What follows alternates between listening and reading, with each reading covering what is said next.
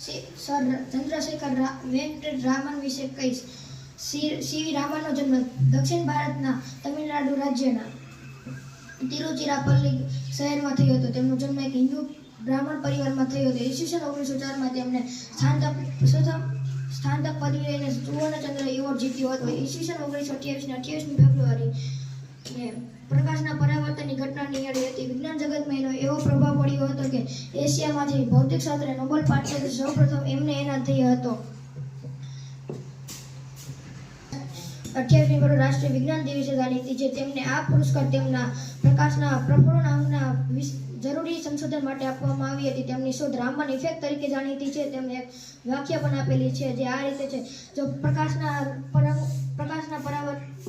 પરાવર્તન નિયમિત રીતે થાય તો તેને તરંગની લંબાઈમાં ફેરફાર થતો નથી, પરંતુ અનિયમિત રીતે થાય તો તેની તરંગની લંબાઈમાં ફેરફાર માલવું પડે છે. અસ્તુ. અભ્યાસ કરું છું. આજે હું વિશ્વ વિજ્ઞાન દિવસ ઉપર જગદીશચંદ્ર બોઝ વિશે કંઈક કહીશ.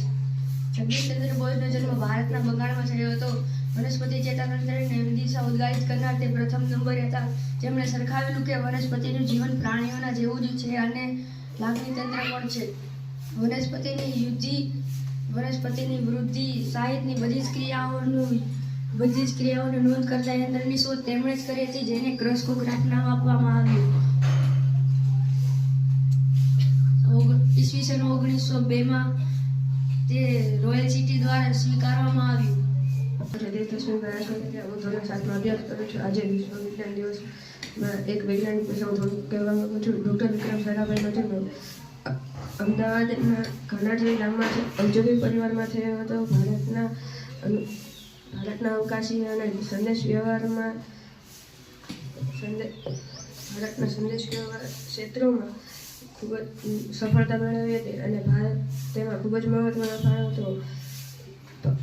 અમદાવાદની ભૌતિક અનુસંધાન પ્રયોગશાળાની 1947માં સ્થાપના કરી હતી. 1947માં ભારતે છોડેલા ઉપગ્રહોનું નેતૃત્વ તેમના હેઠળ થયું હતું.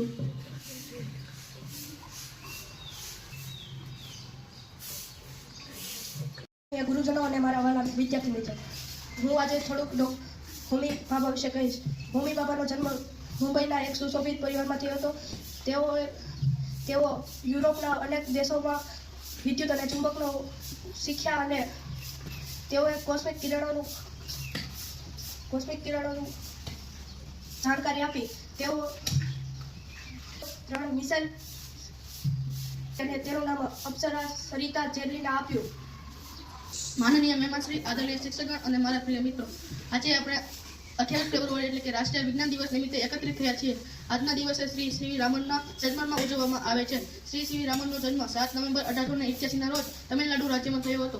તેઓ નાનપણથી જિજ્ઞાસુ અને તેજસ્વી હતા. નાની ઉંમરમાં તેમને વિજ્ઞાન પ્રત્યે ગહન રસ હતો.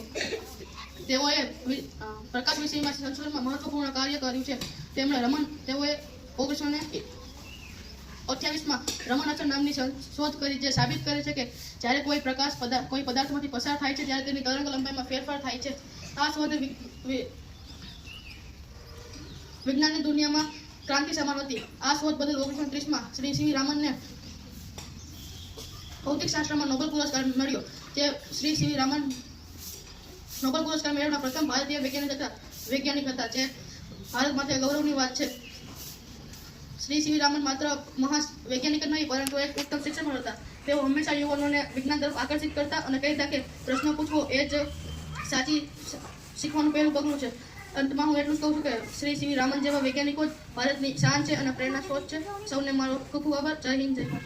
નામ પરમાર ભાઈ છે. હું ધોરણ 8માં અભ્યાસ કરું છું. હું આજે ડૉક્ટર એપીજે અબ્દુલ કલામ વિશે થોડી ચર્ચા કરીશ. એપીજે અબ્દુલ કલામ એ ભારતના 11મા રાષ્ટ્રપતિ અને મહાન વૈજ્ઞાનિક હતા.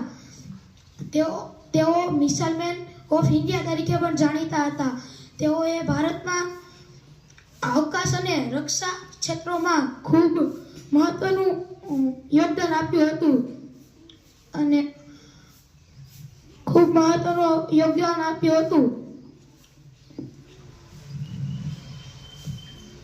ગુજરાતમાં અભ્યાસ કરું છું. આજે હું ગેલેલિયો વિશે વૈજ્ઞાનિક વિશે વાત કરવાનો છું. ગેલેલિયોનો જન્મ ઇટલીના પિઝા શહેરમાં થયો હતો. ઈસવીસન 1583માં ઝૂલતા ઝુમ્મરનું બારીકાઈથી અવલોકન કર્યું અને લોલકના સિદ્ધાંત પર શોધ કરી અને આધુનિક ઘડિયાળનો પાયો નાખ્યો. ત્યારબાદ ઈસવીસન 1604માં ખગોળશાસ્ત્રી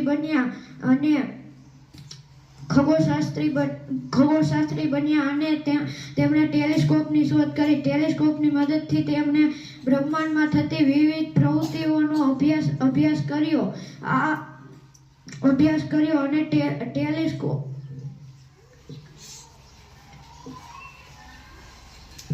ગુરુજી અને મારા વાલા વિદ્યાર્થીઓ, આજે હું ડોક્ટર એપીજે અબ્દુલ કલામ વિશે બોલીશ. ડોક્ટર અબ્દુલ કલામનો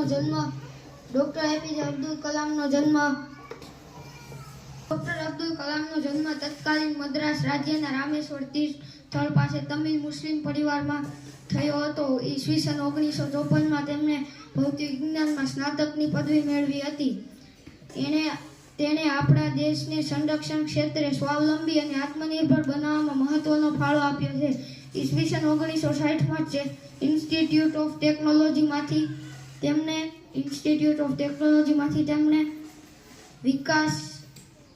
અનુસંધાન વિકાસ ક્ષેત્રે સેવાના સભ્ય બન્યા હતા.